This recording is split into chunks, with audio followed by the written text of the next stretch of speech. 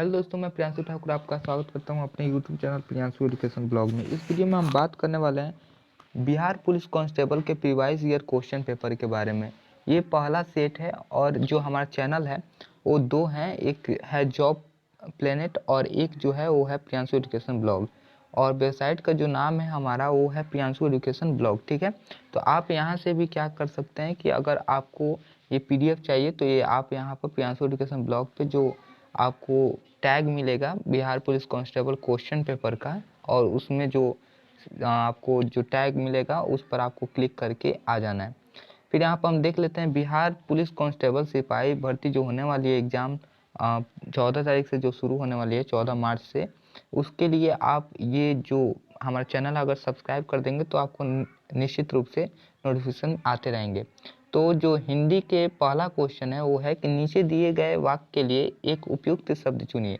पुरुष एवं स्त्री का जोड़ा जो होता है वो कहलाता है दंपति। ठीक है, तो इसलिए इसका बी नंबर ऑप्शन सही हो जाएगा। निम्नलिखित में से किस वाक्य में अकर्मक क्रिया है? तो गेहूं पीस रहा है, यह एक अकर्मक क्रिया। सकर्मक और अकर्मक क्रिया किसे कहते हैं? जिस वाक्य में अगर वर्ब के बाद कोई ऑब्जेक्ट आता है, ठीक है, कोई भी ऑब्जेक्ट आता है तो वो क्या कहलाता है? सकर्मक कहलाता है। और कोई ऑब्जेक्ट नहीं आता है या ऑब्जेक्ट की प्रधानता नहीं होती है तो वो अकर्मक क्रिया कहलाती है। तो इसमें ए जो है वो गेहूं पीस रहा है, ये शब्द जो है अकर्मक क्रिया द्वारा बना हुआ है। निजी भाषा उन्नति है, सब उन्नति को मूल पंक्ति किसकी है? तो ये जो रचना है ये भारतेंदु हरिश्चंद्र की द्वारा रचित कविता की एक पंक्ति है। फिर दिए गए 4 विकल्पों में से सही युग्म चुनिए। इस विकल्प में ध्यान से देखने पर हमें प्राप्त होता है कि अली आली है, कली भौरा, सखी भौरा। भौरा और सखी जो होता है ये सही युग्म है, इसलिए ये सी नंबर ऑप्शन सही हो जाएगा। घर का जोगी जोगना, आन गांव का सिद्ध, ये ऑप्शन जो है घर के ज्ञानी को सम्मान नहीं इस शब्द को चरितार्थ करता है, इसलिए ये पांचवा का ए नंबर ऑप्शन सही हो जाएगा। सही वाक्य चयन कीजिए, यानी कि आप असफल हो गए तो क्या करोगे, यही आपका एक सही वाक्य है इन चारों ऑप्शनों में। क्योंकि दूसरा है शायद आप असफल हो गए तो फिर क्या करोगे, ये वाला आपका गलत वाक्य है। फिर मानो शायद आप असफल हो गए तो क्या करोगे, ये भी आपका गलत वाक्य है। और फिर है मानो आप असफल हो गए तो फिर क्या करोगे, ये भी आपका गलत वाक्य है। तो इसलिए ऑप्शन ए सही हो जाएगा। फिर क्वेश्चन है, नीचे एक वाक्य दिया गया है उसमें एक कलांकित शब्द है, कलांकित जो शब्द है उसका अर्थ बताएं। वह मनुष्य कृतज्ञ है। यहाँ पे जो कृतज्ञ है इसका अर्थ होता है आसान फरामोश, यानी कि जो अपने मतलब कार्य के प्रति जो ईमानदार नहीं होते हैं उनको कृतज्ञ कहते हैं, और आसान फरामोश भी कहते हैं। नीचे दिए गए वाक्य के उपयुक्त शब्द बताइए। तो यहाँ पर है किसी के गुण दोषों का सम्यक रूप से विवेचना क्या कहलाता है? तो समालोचना कहलाता है। किसी भी व्यक्ति के ज्ञान और गुण और दोष दोनों का एक साथ आलोचना जब किया जाता है तो उसको समालोचन कहते हैं। और अगर सिर्फ दोषों का आलोचना किया जाता है तो उसको आलोचना कहते हैं, और अगर सिर्फ गुण का आलोचना किया जाता है तो प्रत्यालोचन कहलाता है। पैर फैलाकर सोना मुहावरे का सही अर्थ होता है निश्चिंत होकर सोना। ठीक है, फिर आता है ऑप्शन नंबर कि आजन्म शब्द का समास बताएं। तो अव्ययी भाव है। अव्ययी भाव समास का परिभाषा होता है कि जिस शब्द के पहला वाला शब्द अंक जो है अव्यय हो, ठीक, तो वो वाला शब्द जो है वो अव्ययी भाव समास कहलाता है। नीचे दिए गए शब्द का सही अर्थ चुनिए। राशि का अर्थ क्या होता है? राशि का अर्थ, इस राशि का अर्थ ढेर होता है, ठीक, और एक और राशि होती है, इस राशि का अर्थ मूल्य या धन होता है। ठीक है, फिर उसके बाद से आता है question direction, fill in the blanks with most appropriate words.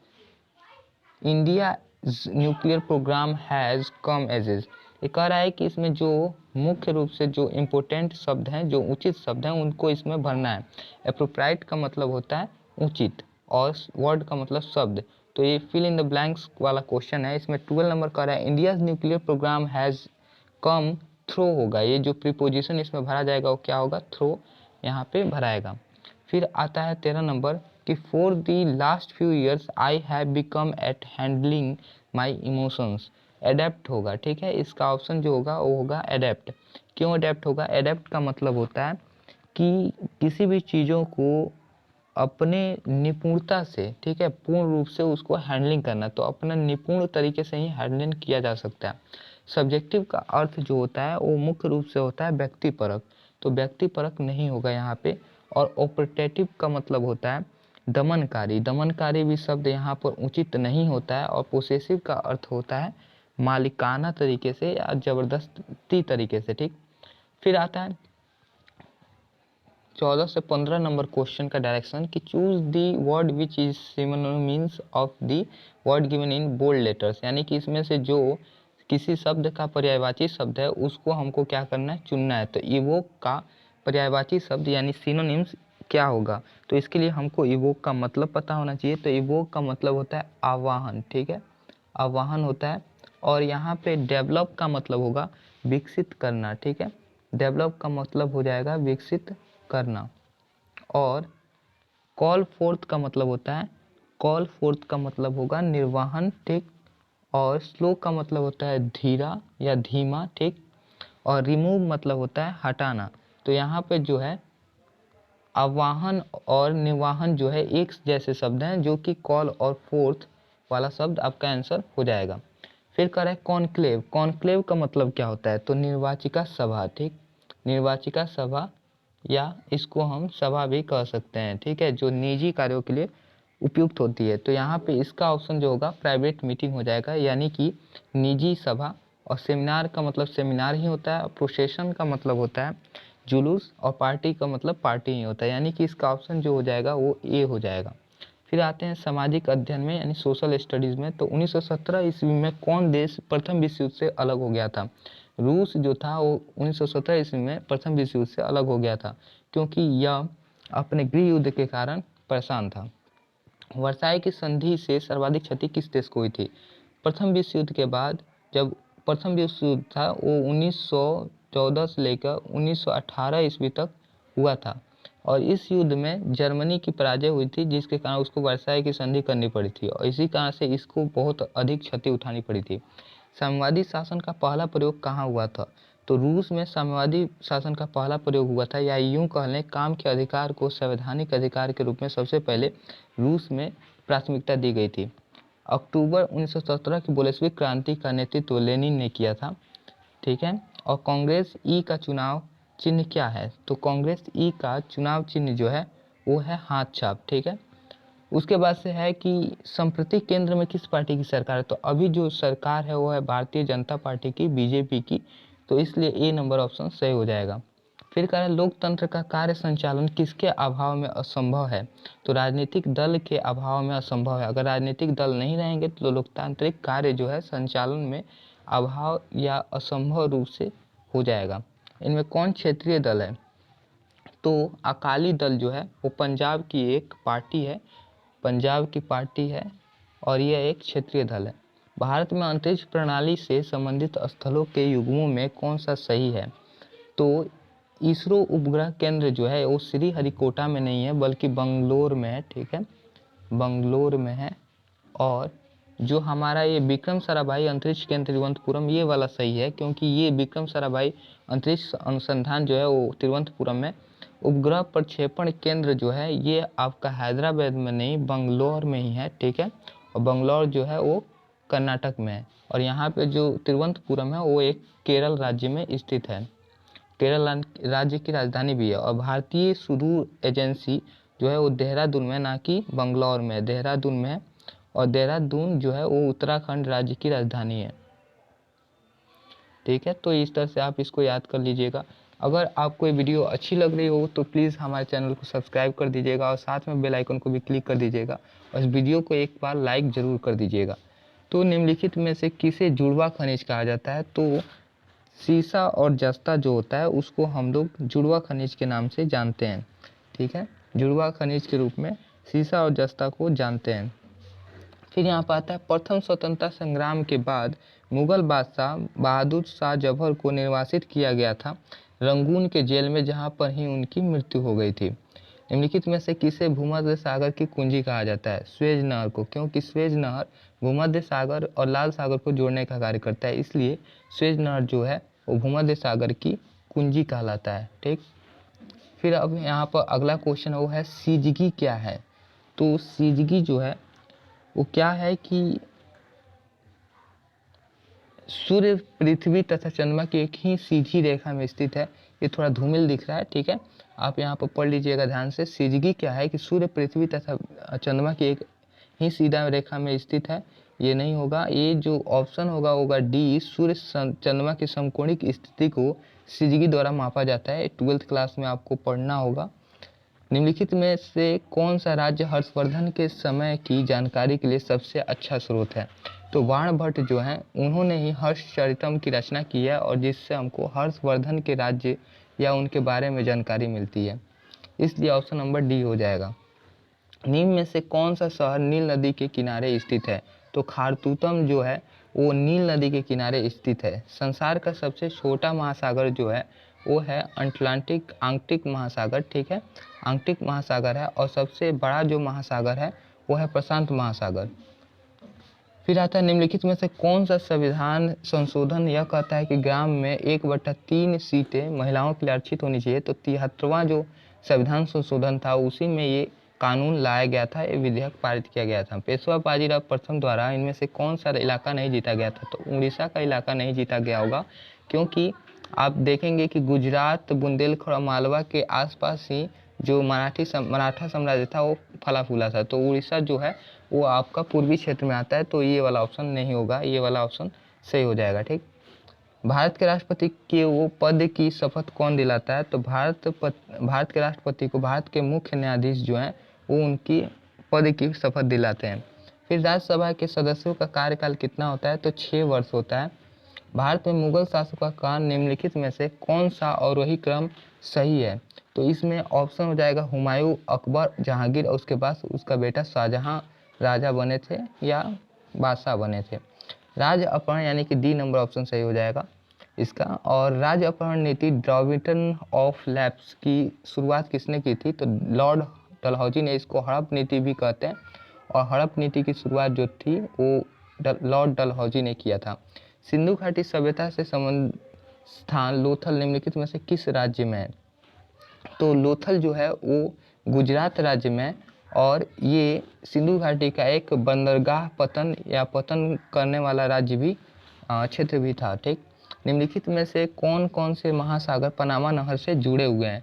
Panama नहर से जोड़ने वाले जो चीज़ें थी वो थी अटलांटिक और प्रशांत महासागर को पनामा नहर जोड़ता है। फिर आता है भारत में वृक्षारोपण उत्सव जिसे वन महोत्सव कहा जाता है कि जन्मदाता कौन है? तो के.एम. मुंशी जो हैं वो वन महोत्सव के भारत में जन्मदाता के रूप में जाने जाते हैं। दफला एवं सिहलो जनजाति निम्नलिखित में से किस प्रदेश में पाई जाती है? ये एक जनजाति है, आदिवासी जनजाति है, जो अरुणाचल प्रदेश के क्षेत्रों में पाई जाती है। सालिट वैली प्रोजेक्ट का संबंध निम्नलिखित में से किस राज्य से है? तो केरल राज्य से। उसके बाद से फिर आता है कि तुंज दर्रा भारत को किस देश से मिलाता है? तो म्यांमार देश है, उसी से तुंज दर्रा होके भारत को जोड़ने का कार्य करता है। भारत का दक्षिणतम बिंदु इंदिरा पॉइंट निम्नलिखित में से कहाँ स्थित है? तो बड़ा निकोबार द्वीप समूह में स्थित है। फिर है भारत का सबसे लंबा बांध क्या है? तो हीराकुंड बांध है, जो कि महानदी पर बना हुआ है। पृथ्वी के भूपृष्ठीय स्तर को किस नाम से जानते हैं? तो उसको सियाल नाम से जानते हैं।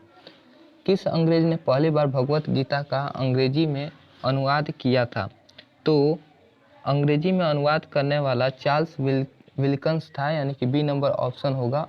और ये 1784 ईस्वी में, ठीक है, 1784 ईस्वी में इसने वारेन हेस्टिंग्स के शासनकाल में भगवत गीता का अंग्रेजी में अनुवाद किया था।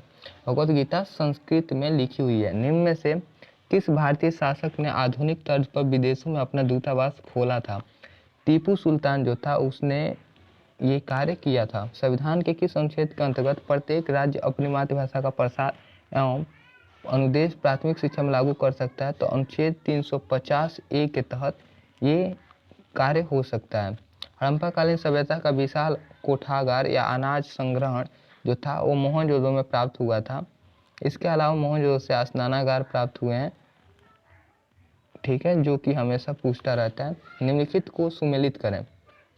एनीमोमीटर जो है वो किसके कार्य में आता है? तो एनीमोमीटर जो है वो हवा के वेग को मापन करता है, ठीक है, तो ये वाला जो ऑप्शन है वो 3 नंबर हो जाएगा।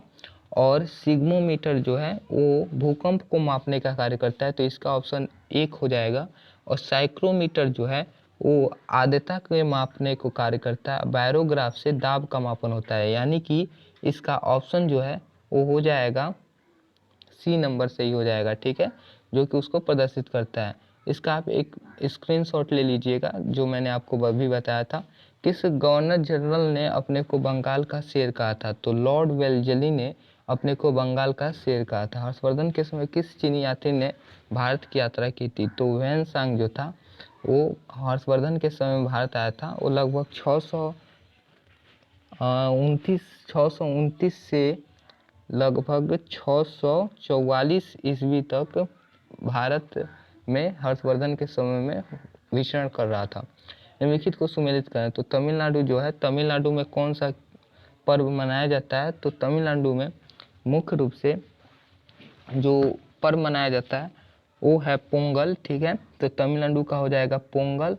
और उसके बाद से पश्चिम बंगाल जो है उसमें डोल पूर्णिमा मनाई जाती है। और केरल राज्य में ओणम मनाया जाता है। और असम में भोगाली बिहू मनाया जाता है। तो इसका भी आप एक स्क्रीनशॉट ले लीजिएगा। ये वाला ऑप्शन जो है आपका हो जाएगा सी नंबर, ठीक। फिर उसके बाद आता है 1942 के भारत छोड़ो आंदोलन के दौरान भारत का वायसराय कौन था? तो लिन लिथगो जो था वो भारत का 1942 जो आंदोलन था वो महात्मा गांधी द्वारा चलाया गया था। ये बहुत अंतिम व्यापक आंदोलन था। उस समय भारत का वायसराय लिन लिथगो था। जवाहरलाल नेहरू कितनी बार भारतीय राष्ट्रीय कांग्रेस के अध्यक्ष बने थे? तो वो 3 बार भारतीय राष्ट्रीय कांग्रेस के अध्यक्ष बने थे। बौद्ध साहित्य लिखा गया था मुख्य रूप से पाली भाषा में लिखे गए हैं। एलिफेंटा में चट्टान काट कर बनवाए गए प्रसिद्ध मंदिर में से राष्ट्रकूटों द्वारा बनाए गए थे। एलिफेंटा मंदिर को राष्ट्रकूटों ने बनवाया था। बाणभट्ट किसके दरबार में रहते थे? तो वो हर्षवर्धन के राज दरबार में रहते थे। राज्यसभा का सभापति कौन होता है? तो लोकसभा एवं राज्यसभा के सदस्यों द्वारा संयुक्त रूप से चुना जाता है। और राज्यसभा का सभापति यानी कि उसको उपराष्ट्रपति भी कहते हैं, ठीक है। और उपराष्ट्रपति जो होता है वो गुप्त मतदान एवं अप्रत्यक्ष चुनाव द्वारा चुना जाता है, जो लोकसभा एवं राज्यसभा के सदस्यों द्वारा संयुक्त रूप से होता है, ठीक। फिर आता है सामान्य विज्ञान। मृग तृष्णा बनने का कारण जो होता है वो पूर्ण आंतरिक परावर्तन होता है। फिर ब्लीचिंग पाउडर क्या होता है? तो ब्लीचिंग पाउडर जो है कैल्शियम क्लोराइड, कैल्शियम हाइपोक्लोराइड और बुझे हुए चूने का मिश्रण होता है ब्लीचिंग पाउडर, ठीक। और इसके बाद से ऑप्शन आता है 63 क्वेश्चन के निम्नलिखित में से कौन सी गैस का सर्वोच्च उष्मांक है? तो सर्वोच्च उष्मांक जो होता है वो ब्यूटेन का होता है। फिर प्रकाश का रंग निम्नलिखित में किसके द्वारा निश्चित किया जाता है? तो प्रकाश का रंग जो है मुख्य रूप से जो है वो वेग द्वारा जो है वो नहीं तरंगदैर्घ्य द्वारा निश्चित किया जाता है। सूर्य की असीमित ऊर्जा का स्रोत क्या होता है? तो नाभिकीय संलयन होता है, ठीक।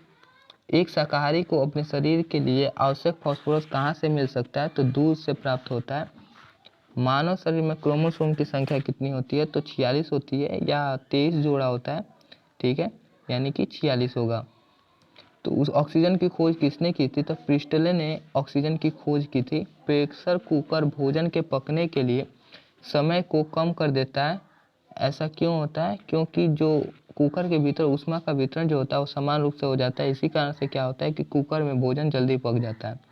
जो वस्तु प्रकाश के सभी रंगों का अवशोषण कर लेता है उसका रंग जो होता है वो काला होता है। सूर्य से उत्सर्जित प्रकाश किरणों को पृथ्वी तक पहुंचने में लगभग 8 सेकंड का समय लगता है। दूरदर्शी का उपयोग होता है दूर की वस्तुओं को देखने के लिए। पेयजल को शुद्ध करने के लिए निम्नलिखित में से किस वस्तु का व्यापक प्रयोग किया जाता है? तो क्लोरीन का उपयोग किया जाता है। सेक्सटेंट एक ऐसा यंत्र है जिससे निम्नलिखित का मापन किया जाता है। तो मुख्य रूप से इसका जो है वो दो वस्तुओं के बीच कोणीय दूरी का मापन किया जाता है। सेक्सटेंट द्वारा दो वस्तुओं के बीच की कोणीय दूरी का व्यापन किया जाता है। सार्स एक विषाणु है जिसकी शुरुआत चीन में हुई थी। क्रिकेटर गेंद को पकड़ते समय अपने हाथों को नीचे करते हैं, यह उन्हें किस कारण से चोट से बचाता है? तो उपयुक्त सभी होगा, क्योंकि न्यूटन की गति के तीसरे नियम के कारण भी और समय संरक्षण के कारण भी और द्रव्यमान और ऊर्जा संरक्षण के कारण भी ये ऐसा होता है। रेफ्रिजरेटर में फ्रीजर को शिखर के पास में लगाया जाता है, क्योंकि इसे तप्त संपीड़ित से दूर रखने के लिए, जो कि तल के पास होता है। ये नहीं होगा, ये सी नंबर ऑप्शन होगा, इसलिए कि यह समान धाराएं व्यवस्थित करके संपूर्ण आंतरिक भाग को ठंडा कर देता है, इसलिए इसका उपयोग सी नंबर ऑप्शन सही हो जाएगा। पायरिया निम्नलिखित में अंग का रोग है, तो मसूड़े में पायरिया रोग होता है। पानी के टैंक में बर्फ की एक गेंद तैरती है, जब बर्फ पिघल जाती है तो पानी का स्तर जो होता है वो परिवर्तित नहीं होता है। सीसा की झुकी हुई मीनार लीनिंग टावर ऑफ पीसा क्यों नहीं गिरती है? क्योंकि जो मीनार होता है, मीनार के डी नंबर ऑप्शन से हो जाएगा, क्योंकि मीनार के गुरुत्व केंद्र सीजी के बीच से ऊर्ध्वाधर रेखा जो होती है मीनार के अंदर की रहती है। इस कारण से क्या होता है कि मीनार जो है वो गिरता नहीं है। फेइंग विलयन परीक्षण निम्नलिखित के लिए उपयुक्त हो सकता है, तो एल्डिहाइड विलयन के लिए उपयुक्त हो सकता है। निम्नलिखित में से कौन सा अम्ल संतृप्त है? तो इनमें से कोई भी अम्ल जो है वो संतृप्त हाइड्रोकार्बन नहीं है। हाइड्रोजन आबंध निम्नलिखित में से किसमें सर्वाधिक प्रबलता से प्रदर्शित है? तो HF में है, हाइड्रोजन फॉस्फोरस में। ठीक, स्ट्रॉन्ग प्रतीक A बराबर होता है 10-8 सेंटीमीटर। ठीक, निम्नलिखित में से कौन सा हाइड्रोकार्बन कोष्ठ ताप पर द्रव होता है? तो पेंटेन जो है वो कोष्ठ ताप पर द्रव होता है। एसिटिलीन अविलेय है जल में जो होता है एसिटिलीन अविलेय हो जाता है। क्लोरोफॉर्म किस एमीन के संयोजन में प्रविष्ट होता है? एमीन कार्बिलेमीन अभिक्रिया देने लगे हैं, तो ये प्राथमिक तौर पे ऐसा होता है। ग्लाइकोल का जो स्वाद होता है वो मीठा होता है, लेकिन ऑक्सीकरण पर ग्लाइकोल देता है। उपरोक्त में से सभी ऑक्जेलिक अम्ल बनाता है, ग्लाइकोक्सल भी बनाता है, ग्लाइकोलिक अम्ल बनाता है, इसलिए इसका ऑप्शन नंबर उपरोक्त सभी हो जाएगा। एक यौगिक जिसका आणविक सूत्र जो होता है वो C3H6O हो सकता है, वो क्या होगा? तो इनमें से सभी होगा, वो उपयुक्त सभी हो जाएगा। फिर क्वेश्चन आ रहा है, यदि x बराबर 0 हो, ठीक है, x बराबर 0 हो तो cos x theta plus x square 22 बराबर क्या होगा? क्योंकि x बराबर 0 है तो cos x का मान जो है वो 0 डिग्री हो जाएगा, थीटा का मान। ठीक, और प्लस x का मान चूंकि 0 है तो 0 का स्क्वायर 0 ही होगा और 22 का 22 हो जाएगा। फिर क्या होगा? cos 0 डिग्री बराबर होता है 1 और 0 डिग्री और 0/22 का मान भी क्या हो जाएगा? 0, इसलिए 1 हो जाएगा, इसलिए ऑप्शन नंबर क्या होगा? सी नंबर सही हो जाएगा। फिर आता है कि व्यंजक 1 - i का जो स्क्वायर है वो क्या होगा?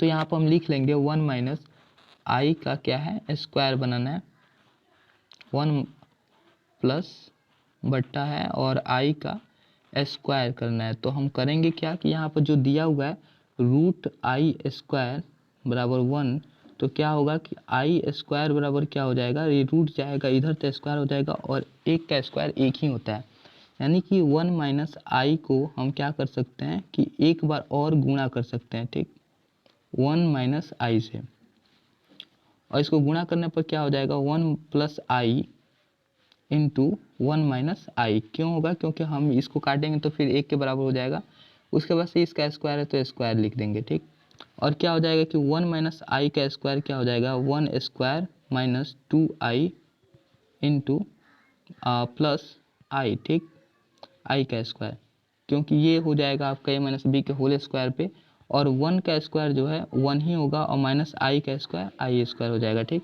क्योंकि i² बराबर 1 है तो जहाँ पर i² है वहाँ पर हम 1 रख लेंगे। ठीक, तो क्या होगा कि 1 - 2i है तो 2i लिखा जाएगा, और प्लस है और i का स्क्वायर क्या है? तो 1 है यहाँ पे, तो इसलिए यहाँ पर 1 लिख लेंगे, और उसके बाद से फिर क्या होगा कि 1 - 1 हो जाएगा। तो माइनस चूँकि एक आई का स्क्वायर भी क्या है, माइनस ही है, तो ये इसके बाद भी क्या हो जाएगा, एक का मान -1 हो जाएगा। तो यहाँ पर क्या हो जाएगा, अब चूंकि इधर माइनस है तो ये एक एक प्लस में हो जाएगा, तो 1 माइनस 2y ये हो जाएगा मिलके 2, और 2 माइनस 2y हो जाएगा और बाई 2। तो इसके बाद से क्या होगा, 2 कॉमन हो जाएगा, ठीक, और ये हो जाएगा i, और उसके बाद से 2, तो 2 कट जाएगा, यानी कि बच जाएगा आपका आई स्क्वायर, जिसका मान जो है वो 1 है।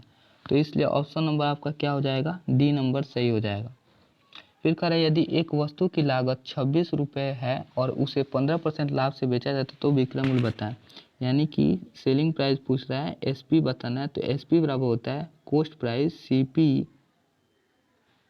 CP into cost price into जो होता है वो क्या होता है, लाभ जोड़ 100 और बाई जो होता है वो 100 हो जाता है।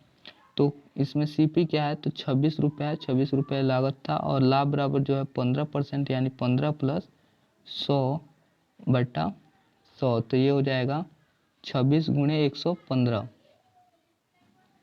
और बट्टा 100। और अब क्या करेंगे, 115 में 26 से गुणा कर देंगे तो ये हो जाएगा 2990 और बाई हो जाएगा 100। अब क्या होगा कि यहाँ पर 2990 है और डबल जीरो है, तो यहाँ पर 29.90 आंसर हो जाएगा, 29.90, जो कि ऑप्शन जो है हमारा ये कौन है, तो ये वाला ऑप्शन बी नंबर ऑप्शन सही हो जाएगा। फिर कह रहा है एक 100 मीटर लंबी रेलगाड़ी जो 20 किलोमीटर प्रति घंटा की रफ्तार से चल रही है, एक टेलीफोन के खंभे को पार करने में कितने सेकंड का समय लेगी। तो 100 मीटर जो रेलगाड़ी है, जो इसका सूत्र होता है रेल की लंबाई बट्टा जो होता है वो इसकी चाल होता है, रेल की चाल, ठीक है। और यहाँ पर क्या है कि यहाँ पर किलोमीटर में है और सेकंड में पूछ रहा है कितना सेकंड से मिलेगी, तो इसलिए क्या हो जाता है 18/5 हो जाता है। अगर ये किलोमीटर से मतलब कि सेकंड से मीटर और या किलोमीटर में बदलना होता है तो वो पाई/18 से गुणा होता है, ठीक। तो रेल की लंबाई जो है वो है 100 मीटर और चाल जो है वो है 20, और 18/5 से गुणा करेंगे क्योंकि ये कन्वर्ट किया जा रहा है, तो ये 5 से कट जाएगा तो ये 20 हो जाएगा, और 20 फिर इधर कट जाएगा तो बच जाएगा 18, यानी कि 18 सेकेंड समय लेगी, ठीक। तो इसलिए ऑप्शन नंबर ए सही हो जाएगा। फिर देखते हैं किसी न्यूनतम संख्या को 6155 में से घटाया जाए कि उत्तर संख्या पूर्ण वर्ग हो जाए, तो इसके लिए हम क्या करेंगे, 6155 का भाग विधि द्वारा हल करेंगे वर्गमूल निकालने के लिए, ठीक। तो क्या होगा, इधर से दो संख्याओं पर गुणा करने पर ये दो संख्याएं हैं जोड़ा में आ जाएंगी, तो बच जा रहा है 61। इसके लिए 7 से मल्टीप्लाई करेंगे क्योंकि 8 से यहाँ पर रखेंगे तो 64 हो जाएगा, जो कि कटेगा नहीं, तो 7×7 = 49 हो जाएगा। और यहाँ पर घटाने पर क्या होगा, ये जुड़ जाएगा, 7×7 = 14 हो जाएगा, और ये घटाने पर हो जाएगा 11 में से 9 गया, 9×2 = 11 हो जाएगा, और ये हो जाएगा 12, यानी 1255। यहाँ पर 7 से गुणा हुआ था तो 7 लिख देंगे। अब यहाँ पर चूँकि 55 है तो यहाँ पर 8 से गुणा होगा क्योंकि ये 8 के आसपास आएगा, तो एक गुणा करने पर क्या हो जाएगा, 8 × 64 की 4 हो जाएगा, और हासिल जो है वो 6 आ जाएगा, यानी कि लगभग ये आएगा 1184 के आसपास, ठीक। यहाँ पे 8 से गुणा हुआ है तो 8 लिख देंगे। फिर क्या है कि इसको इधर वाला जोड़ेंगे और इधर वाला तो घटाते हैं, तो घटाएंगे तो कितना आएगा, 5 4 1 और 15 8 गया, 8 7 15, यानी कि 71। हम अगर इसमें घटा दें, इससे घटा दें तो क्या होगा, ये पूर्ण वर्ग बन जाएगा, तो यहाँ पर बी नंबर ऑप्शन सही हो जाएगा। निम्नलिखित में से कौन सी भिन्न का मान जो है वो सबसे अधिक है। इसको ज्ञात करने के लिए हम क्या करेंगे, 14/33 जो है उसको दशमलव प्रस्थान में लाएंगे तो ये क्या हो जाएगा, 0.4243 आएगा लगभग, ठीक। और 11/19 है, इसको अगर हम दशमलव प्रस्थान में लाएंगे तो 0.5789 आएगा, और 64/150 को जब हम दशमलव प्रस्थान में लाएंगे तो 0.4267 आएगा। फिर 3/7 है, उसको दशमलव प्रस्थान में लाने पर 4.4286 आएगा, 0 तो इसमें सबसे बड़ा क्या है, तो बी नंबर ऑप्शन है, तो इसलिए बी नंबर ऑप्शन सही हो जाएगा। फिर कह रहा है यदि x² - 5x + 8 बराबर इतना है तो x का मान ज्ञात कीजिए। तो हम इसको लिख लेंगे, x² - 5x + 8 बराबर है x plus 2 into x minus 2 3 और प्लस 2 है। तो हम इसको बनाएंगे तो क्या होगा, एक्स स्क्वायर माइनस 5x ऐसे ही लिख लेंगे प्लस 8 बराबर, अब इसको गुणा करने पर क्या हो जाएगा, एक्स स्क्वायर हो जाएगा और ये हो जाएगा माइनस 3x और ये हो जाएगा प्लस 2x और ये हो जाएगा 3 दूना 6 प्लस 2।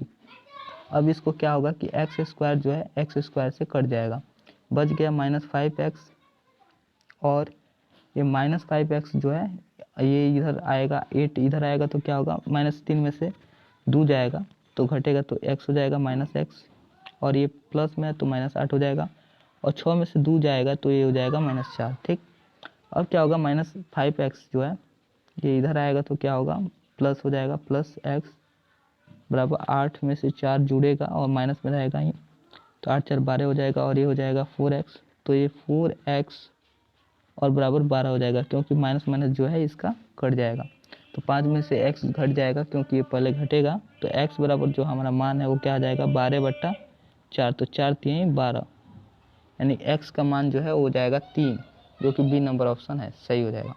साइन थीटा का अधिकतम मान क्या होता है, तो 1 और 0 से ज़्यादा नहीं हो सकता है थीटा का मान, ठीक है, क्योंकि अगर वो 0 डिग्री होगा तो 0 होगा और 90 डिग्री आएगा तो 1 हो जाएगा और इसके बीच में जो मान होते हैं वो 1 और 0 के बीच में होते हैं, इसलिए 1 और 0 होगा यानी बी नंबर ऑप्शन सही हो जाएगा। फिर कह रहा है कितने मूलधन को 5% वार्षिक ब्याज दर पर 3 महीने के लिए जमा करने पर मूलधन 2025 रुपये हो जाता है। तो मूलधन बराबर जो होता है वो क्या होता है, तो मूलधन बराबर होता है मिश्रधन गुणे 100/100 प्लस दर गुणे समय। ठीक, तो हम इस सूत्र पर इसको बैठा लेंगे तो यहाँ पर क्या हुआ है कि मिश्रधन दिया हुआ है 2025 रुपया दिया हुआ है और ये 100 रुपया हो जाएगा और 100 रुपया प्लस में है, फिर दर बराबर कितना दिया हुआ है तो 5% और समय जो है वो यहाँ पर दिया हुआ है 3 महीने, यानी कि एक साल में 12 महीने होते हैं तो 3/12 हो जाएगा। ठीक है, और ये कटेगा तो 3 चौका 12 यानी 1/4 हो जाएगा, यानी कि इधर जो मान होगा वो होगा 2025 इंटू 100 बटा ये हो जाएगा 100 प्लस 5/4। ठीक, अब जब हम इसको बनाएंगे तो क्या हो जाएगा 2025 गुणे 100/405/4।